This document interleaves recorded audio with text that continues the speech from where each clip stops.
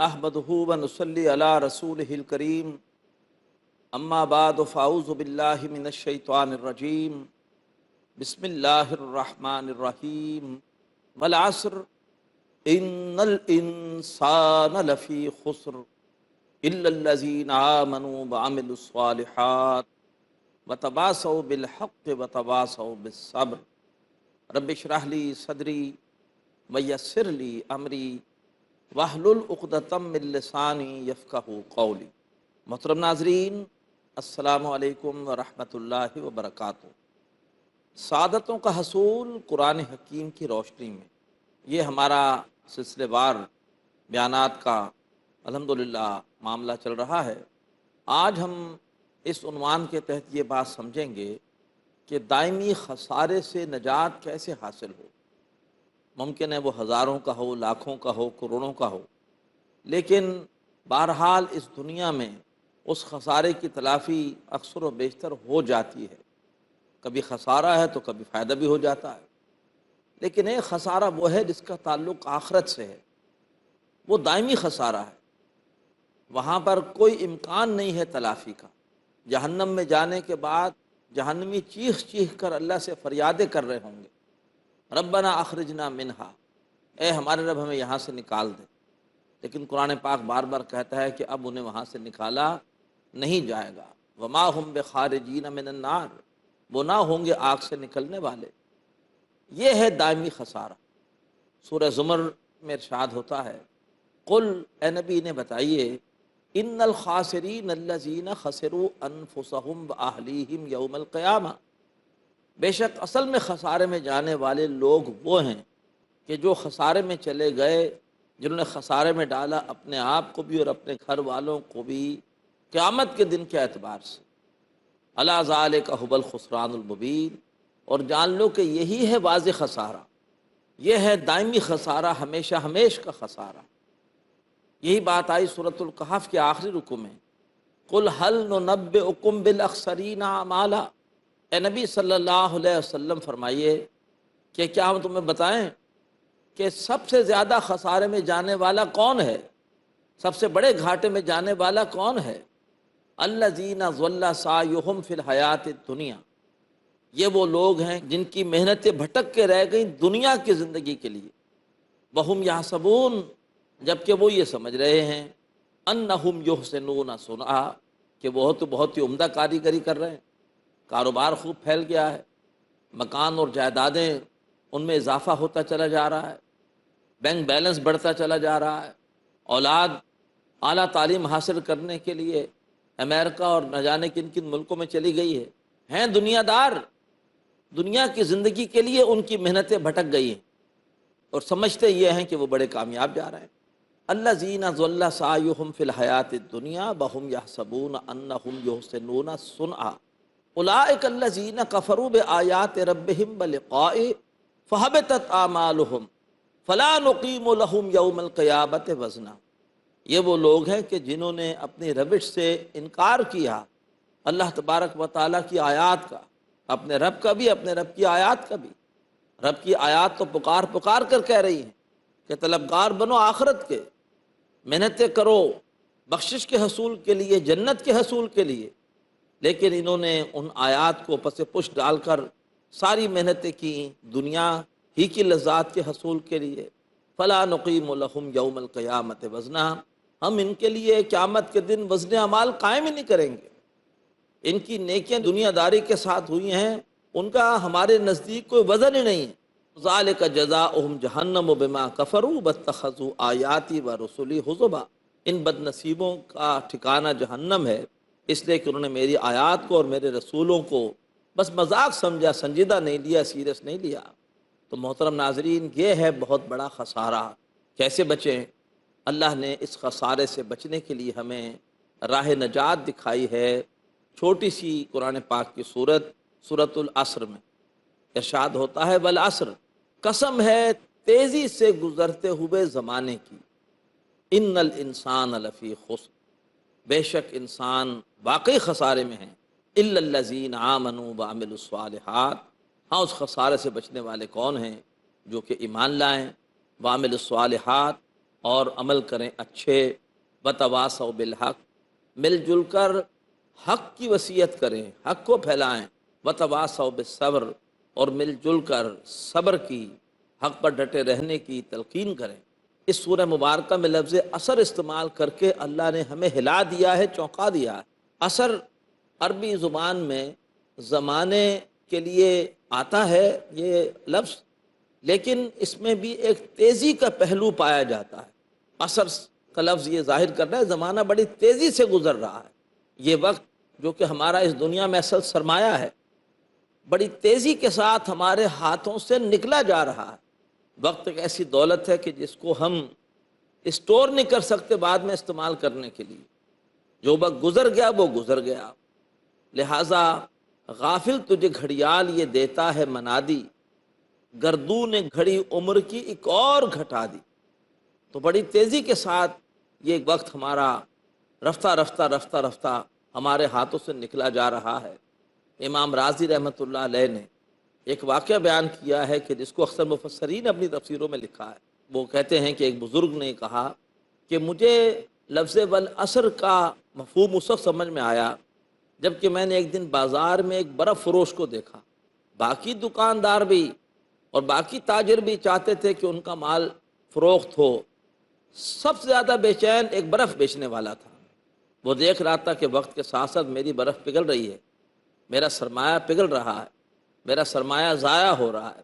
وہ بے چین تھا کہ لوگ جلد از جلد اس کی برف خرید لیں تاکہ اس کا سرمایہ وہ اس کے لیے قیمتی ہو جائے۔ تو اسی طریقے پر ہمارا اصل سرمایہ یہ ہمارا وقت ہے، اور یہ وقت ہی وہ ہے کہ اگر اس کو ہم نے صحیح استعمال کر لیا تو کامیاب ہوں گے، ورنہ ناکام ہو جائیں گے۔ حدیث میں آتا ہے کہ قیامت کے دن سب سے زیادہ بندوں کو افسوس اپنی دنیا کی زندگی کی ان گھڑیوں پر ہوگا، حسرت ہوگی ان گھڑیوں پر جو انہوں نے غفلت میں گزار دی۔ تو فرمایا والعصر، یہ تیزی سے گزرتا ہوا زمانہ گواہ ہے، اس کی قسم ہے، ان الانسان لفی خسر، بے شک انسان واقعی خسارے میں۔ تاریخ زمانہ جس کا بہترین گواہ ہے، وہ یہ بتا رہی ہے کہ اس دنیا میں آنے والے اکثر لوگ اس دنیا کے دھوکے میں آ گئے، آخرت کو بھول گئے، دنیا کے لیے ہی محنتیں اور بھاگ دوڑ کرتے رہے، لیکن جب دنیا سے گئے تو ان کے دونوں ہاتھ خالی تھے، ساتھ کچھ لے کر نہیں گئے، اور جو کچھ جائیدادیں بنائی تھیں، بینک بیلنس بنائے تھے، جو دنیا بنائی تھی، اس سے خود کتنا استفادہ کیا، وہ استفادہ بعد میں دوسرے لوگ کرتے رہے، لیکن عاقبت ان کی تباہ ہو گئی۔ تو فرمایا کہ انسانوں کی اکثریت خسارے میں ہے، انسانوں کی اکثریت اپنی زندگی اس طریقے پر گزار رہی ہے کہ جو انہیں آخرت میں دائمی خسارے سے دوچار کرنے والی ہے۔ ہاں، اب اس خسارے سے بچنے والے کون ہیں؟ فرمایا کہ وہ ایسے لوگ ہیں جو کہ 4 شرطیں پوری کریں، ایمان لائیں، اچھے عمل کریں، حق بات کو پھیلائیں، حق کا پرچار کریں، اور حق کی راہ میں مشکلات پر ایک دوسرے کو ڈٹے رہنے کی اور صبر کی تلقین کریں۔ اب سب سے پہلے ایمان، مطلب ناظرین ایمان کیا ہے؟ ایک ہے اقرار باللسان اور دوسرا ہے تصدیق بالقلب۔ زبان سے بھی حضرت محمد کی تعلیمات کی تصدیق کرنا، اور دل سے بھی ان تعلیمات کے برحق ہونے کا یقین کر لینا، یہ اصل میں ہے ناظرین ایمان۔ اب یہ ایمان ہمارے اندر ہے کہ نہیں، اس کا اندازہ ہم دنیا میں نہیں کر سکتے۔ زبان والے ایمان کا تو ہمیں اندازہ ہو جاتا ہے۔ ہم ایک شخص کا اگر اقرار سنتے ہیں کہ وہ زبان سے تسلیم کر رہا ہے کہ حضرت محمد صلی اللہ علیہ وسلم اللہ کے آخری نبی اور رسول ہیں، اور میں ان کی تمام تعلیمات کے برحق ہونے کی گواہی دیتا ہوں، تو ہم دنیا میں تو سمجھ لیتے ہیں کہ یہ مومن ہے، لیکن اس کے دل میں ایمان ہے کہ نہیں؟ ظاہری بات ہے، ہم کسی کا سینہ چیر کر اس کے دل میں جھانک کر دیکھ نہیں سکتے کہ اس میں ایمان ہے کہ نہیں، لیکن اس کا اظہار ایک ہوتا ہے انسان کے عمل سے۔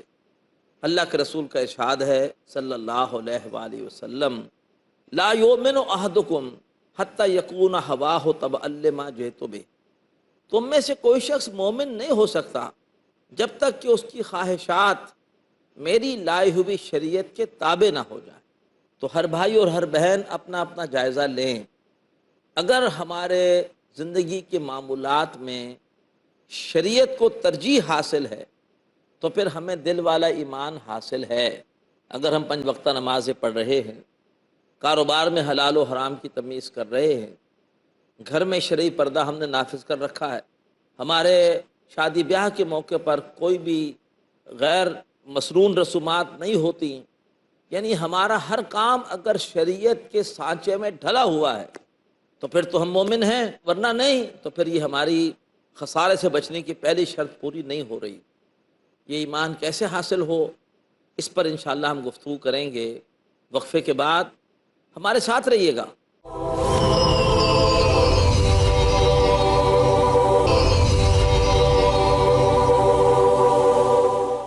محترم ناظرین، وقفے کے بعد ایک بار پھر السلام علیکم ورحمۃ اللہ وبرکاتہ۔ ہماری گفتگو خسارے سے بچنے کے حوالے سے پہلی بات پر ہو رہی تھی، ایمان پر۔ یہ بات سامنے آئی ہمارے کہ ایمان کے 2 حصے ہیں، زبان سے اقرار اور دل سے یقین۔ زبان کا اقرار کہ میں حضرت محمد صلی اللہ علیہ وسلم کی رسالت اور ان کی تمام پیش کردہ تعلیمات کے برحق ہونے کی گواہی دیتا ہوں، یہ ایمان کا پہلا حصہ ہے، جو اللہ کا شکر ہے کہ ہمیں حاصل ہے۔ اللہ ہی کا فضل ہے کہ ہمیں حاصل ہے، کہ ہم اگر مسلمانوں کے ہاں پیدا ہوئے ہیں تو اللہ کا خاص کرم ہے، ورنہ کتنے غیر مسلم ہیں جو حق کی تلاش میں کوشش کرتے ہیں اور اس کے بعد حق تک پہنچ کر اس سے قبول کرتے ہیں۔ دوسرا حصہ یہ ہے کہ دل سے ایمان، اس کا اظہار ہوتا ہے انسان کے عمل سے۔ حدیث مبارکہ کے مطابق وہ شخص مومن نہیں ہے کہ جس کی خواہشات میری لائی ہوئی شریعت کے تابع نہیں۔ تو ہم میں سے ہر بھائی اور بہن اپنا جائزہ لے سکتے ہیں کہ آیا ہمارے معمولات اگر شریعت کے مطابق ہیں تو دل میں ایمان ہے، ورنہ ہم دل والے ایمان سے محروم ہیں۔ اب یہ دل والا ایمان کیسے حاصل ہو؟ محترم ناظرین، یہ ایمان حاصل ہوتا ہے، اس کا آسان طریقہ تو ہے صحبت صالح، اچھے لوگوں کی صحبت اختیار کرنا۔ یہ اچھے لوگ 2 طرح کے ہو سکتے ہیں، ایک وہ ہو سکتے ہیں کہ جو حیات ہیں، زندہ ہیں، اور ایک وہ اچھے لوگ ہیں جو کہ اس دنیا سے چلے گئے۔ اچھے لوگوں کی صحبت جو زندہ ہیں، ان کے ساتھ بیٹھنا، ان کی محفلوں میں جانا، ان سے ربط و ضبط بڑھانا، انشاءاللہ وہ اپنی باتوں سے ہمارے اندر بھی، اپنے کردار سے ہمارے اندر بھی آخرت، اللہ اور رسول کی ترجیح کا پہلو یہ شامل کر دیں گے۔ جو سلف صالحین فوت ہو گئے، ان کی صحبت کیسے حاصل کریں؟ ان کی صحبت حاصل ہوگی ان کے تذکرے پڑھ کر، ان کے واقعات کو پڑھ کر۔ جتنا انشاءاللہ ہم انبیاء اکرام کے واقعات پڑھیں گے، مستند واقعات، سیرت النبی پڑھیں گے صلی اللہ علیہ وسلم، صحابہ اکرام کے واقعات پڑھیں گے، اس کے علاوہ اور دیگر نیک لوگوں کے واقعات پڑھیں گے کہ انہوں نے کس طرح زندگی گزاری، ان کی زندگی میں ترجیح کس چیز کو حاصل تھی۔ دنیا میں بہت سے لوگ آئے اور چلے گئے، لیکن یہ وہ اللہ کے بندے تھے کہ جو اپنی عاقبت سنوار کے گئے ہیں، انشاءاللہ اس سے بھی ایمان حاصل ہوگا۔ اس کے بعد دوسری شرط ہے خسارے سے بچنے کی، عمل صالح۔ محترم ناظرین، کون سا عمل صالح ہے؟ اس کے بارے میں اہل علم نے 3 شرائط عائد کی ہیں۔ پہلی شرط یہ ہے کہ وہ عمل صالح ہے کہ جس کے پیچھے حسن نیت ہو۔ اگر فرض کیجئے ایک آدمی نماز پڑھ رہا ہے، لیکن وہ نماز پڑھ رہا ہے دکھاوے کے لیے، تو اس کی نماز عمل صالح نہیں ہے۔ انما الاعمال بالنیات، اعمال کا دار و مدار تو نیتوں پر ہے۔ لہذا سب سے پہلی چیز کہ جو عمل صالح کی بنیاد ہے وہ ہے حسن نیت، اخلاص۔ نمبر 2، دوسری بات جو کہ عمل صالح کے حوالے سے ضروری ہے، وہ ہے کہ ایسا کام عمل صالح ہے کہ جو معروف ہو۔ مثلا مثال سے آپ بات سمجھیں گے، خدا نہ کرے ہمارے دیش میں کوئی آفت آ گئی، کوئی زلزلہ آ گیا، کچھ لوگ اس کی وجہ سے متاثر ہوئے ہیں۔ اب ان متاثرین کی مدد کرنا اور پھر سے ان کو آباد کرنے کی، ان کے گھر بنانے کی کوشش کرنا، ان کی دوسری مدد کرنا نیکی ہے، اچھا کام ہے، عمل صالح ہے۔ لیکن اگر کوئی شخص یہ چاہے کہ میں ان متاثرین کی مدد کے لیے موسیقی کے کچھ پروگرام منعقد کروا لوں، محافل موسیقی منعقد کراؤں، اور ان محافل سے جو بھی آمدنی ہوگی وہ میں دے دوں گا متاثرین کے لیے، زلزلہ زدگان کی امداد کے لیے۔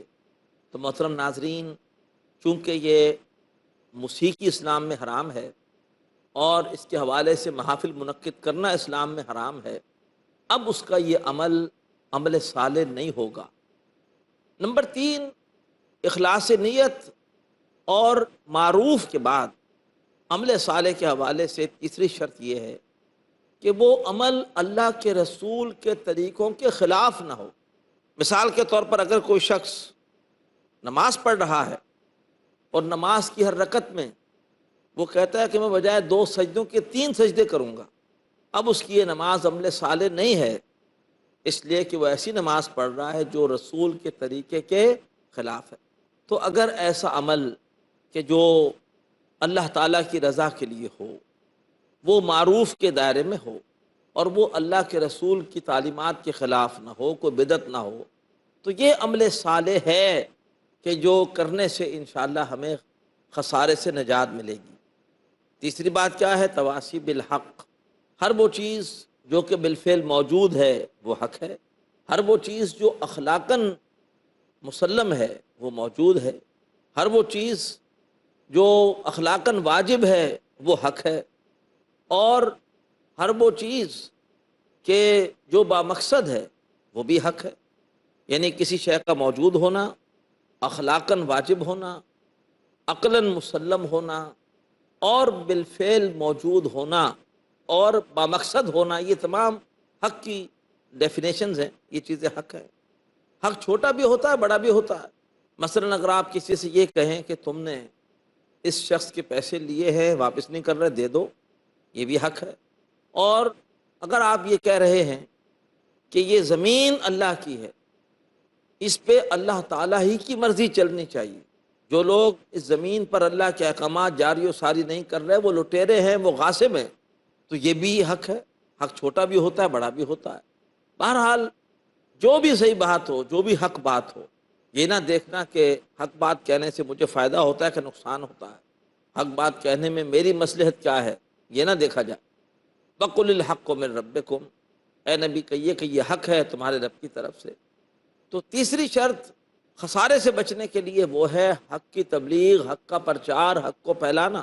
اور پھر چوتھی بات یہ ہے کہ حق کی تبلیغ کے دوران اگر کوئی ناراض ہو اور اس کی طرف سے مخالفت ہو، اس کی طرف سے تشدد ہو، اس کی طرف سے طنز ہو، اس کی طرف سے کوئی اور رکاوٹ کھڑی کی جائے، تو ایسے موقع پر ایک دوسرے کو حق کی راہ میں اور حق کے پرچار کے اس پورے کے پورے عمل میں ڈٹے رہنے کی تلقین کرنا، صبر کی تلقین کرنا، یہ ہیں 4 شرطیں۔ اگر ہم پوری کریں گے تو ہم دائمی خسارے سے بچیں گے۔ اللہ کے رسول کا ارشاد ہے صلی اللہ علیہ وآلہ وسلم، لا یزنی الزانی حین یزنی وہو مومن، زانی زنا نہیں کرتا اگر حالت ایمان میں ہو، شرابی شراب نہیں پیتا اگر حالت ایمان میں ہو، چور چوری نہیں کرتا اگر حالت ایمان میں ہو۔ تو اگر یقین ہے کہ اللہ دیکھ رہا ہے تو آدمی اللہ کا حکم نہیں توڑے گا، اللہ کا کہنا مانے گا۔ یقین ہو کہ قیامت کے دن پہلا حساب کتاب نماز ہی کا ہونا ہے، آدمی کبھی نماز نہیں چھوڑے گا، باہر ہو کے خزاں لا الہ الا اللہ، وہ ضرور چاہے سردی ہو، چاہے گرمی ہو، چاہے تھکن ہو، چاہے کوئی بھی مسئلہ ہو، وہ ضرور نماز ادا کرے گا۔ تو جس چیز پر انسان کا یقین ہوتا ہے اس کے مطابق انسان کا عمل ہوتا ہے۔ پھر اگر اپنا عمل درست ہے تو لازماً تواصی بالحق کا مرحلہ آ کر رہے گا۔ ہر چیز اپنے ماحول کو متاثر کرتی ہے، برف کے اطراف میں ٹھنڈک پیدا ہو جاتی ہے اور آگ کے چاروں طرف حرارت پیدا ہو جاتی ہے۔ تو کیسے ممکن ہے کہ ایک آدمی خود نیک ہو اور اس کے ذریعے سے نیکی کے اثرات اس کے ماحول میں نہ پھیل رہے ہوں؟ پھر اللہ کے رسول کا ارشاد ہے کہ تم میں سے کوئی شخص مومن نہیں ہو سکتا جب تک کہ وہ اپنے بھائی کے لیے وہی کچھ پسند نہ کرے جو اپنے لیے پسند کر رہا ہے۔ لہٰذا اگر میں نے خود اپنے لیے پسند کیا ہے اچھا عمل، تو پھر ایمان کا بھی تقاضا ہے کہ میں دوسروں کو اس کی تلقین کروں۔ یہ غیرت کا بھی تقاضا ہے کہ جس اللہ پر میں ایمان رکھتا ہوں اس کی نافرمانی میں برداشت نہ کر سکوں، اس کے نافرمانی کے خلاف بولوں تو عمل صالح کی ایکسٹینشن ہے، عمل صالح ہی کی آگے توسیع ہے، حق بات کی تبلیغ۔ اور اس کے بعد اگر بات واقعی حق ہے تو پھر الحق مرن، حق تو کڑوا ہوتا ہے، وہ لازماً باطل کو چھیڑے گا اور لازماً باطل اس پر ناراض ہوگا، لہٰذا لازماً اب صبر کا مرحلہ آئے گا۔ کسی بھی نبی کو دنیا میں ہار نہیں پہنائے گا اور نہ لوگوں نے خوشی سے ان کا استقبال کیا ہے۔ ہر نبی کو طنز اور گالیوں کے تیر سہنے پڑے، ہر نبی پر تشدد ہوا، بعض انبیاء کو سرکشوں نے شہید کر دیا۔ تو بہرحال اگر حق حق ہے، اس کی تبلیغ ہو رہی ہے تو صبر کا مرحلہ آ کر رہے گا۔ تو گویا یہ چاروں شرطیں آپس میں گتھی ہوئی۔ صحیح ایمان ہے تو عمل صالح ہوگا، عمل صالح اگر صحیح ہے تو پھر انسان لازماً حق کی تبلیغ کر رہا ہوگا، اور اگر حق کی تبلیغ کر رہا ہے تو پھر جان لے کہ پھر دنیا میں اس کو ویلکم نہیں کیا جائے گا، اس کی مخالفت ہوگی اور اس مخالفت پہ صبر کرنا ہوگا۔ اب ذرا اس کے برعکس ترتیب دیکھیے، اگر میری زندگی میں کوئی صبر کا مرحلہ نہیں آ رہا اور سب کے سب لوگ مجھ سے خوش ہیں اور ہر محفل میں میرا خیر مقدم ہوتا ہے، کوئی مجھ سے ناراض نہیں ہے، اس کا مطلب کیا ہے؟ اس کا مطلب یہ ہے کہ میں حق بات نہیں کر رہا، تبلیغ کر بھی رہا ہوں تو میٹھی میٹھی تبلیغ کر رہا ہوں، بے ضرر قسم کی تبلیغ کر رہا ہوں۔ اور بے ضرر قسم کی تبلیغ کون کرتا ہے؟ جس کے اپنے عمل میں کوتاہی ہوتی ہے، جس کا اپنا عمل پورا نہیں ہوتا، اس کے اندر اخلاق کی جرت نہیں ہوتی کہ وہ دوسروں کو بھی نیکی کی تلقین کر سکے۔ اور اگر عمل میں کمی ہے تو اس کا سبب کیا ہے؟ ایمان میں کمزوری ہے۔ آج ناظرین، ہمارے معاشرے میں دو طرح کے عدم توازن ہیں۔ کچھ لوگ ہیں جو صرف ایمان اور عمل صالح تک ہیں، بس ایمان ان کا صرف اتنا ہی ہے بس کہ انفرادی طور پر نیکیاں کر رہے ہیں، اور معاشرے میں ہونے والے جرائم کے حوالے سے بے حمیتی کا مظاہرہ کر رہے ہیں۔ کوئی غیرت نہیں ہے کہ اللہ کے احکامات ٹوٹ رہے ہیں، بےہودگی، بے-حیائی، فحاشی، سود خوری پھیل رہی ہے۔ یہ ایک قسم کا گروہ ہے۔ اور ایک دوسرا گروہ ہے کہ جو دوسروں کو تو خوب نیکی کی تلقین کرتا ہے لیکن اپنے آپ کو بھولا ہوا ہے، اپنے عمل کے حوالے سے اپنے آپ کو الاؤنس دیتے ہیں اور دوسروں کو بڑی نیکیوں کی تلقین کرتے ہیں، چاہتے ہیں پورے ملک میں دین نافذ ہو جائے، اپنی ذات اپنے گھر پر دین نافذ کرنے کو تیار نہیں ہے۔ اتامرون الناس بالبر وتنسون انفسکم، ارے کیا تم لوگوں کو نیکی کا حکم دیتے ہو اور اپنے آپ کو بھول جاتے ہو؟ اللہ تعالیٰ میں ہر قسم کے عدم توازن سے محفوظ فرمائے۔ اللہ تعالیٰ ہمیں دائمی خسارے سے بچائے، اور اس دائمی خسارے سے بچنے کے لیے چاروں شرطیں ایمان، عمل صالح، تواصی بالحق اور تواصی بالصبر کو پورا کرنے کی توفیق عطا فرمائے۔ اقول قولی ھذا واستغفر اللہ لی ولکم ولسائر المسلمین والمسلمات۔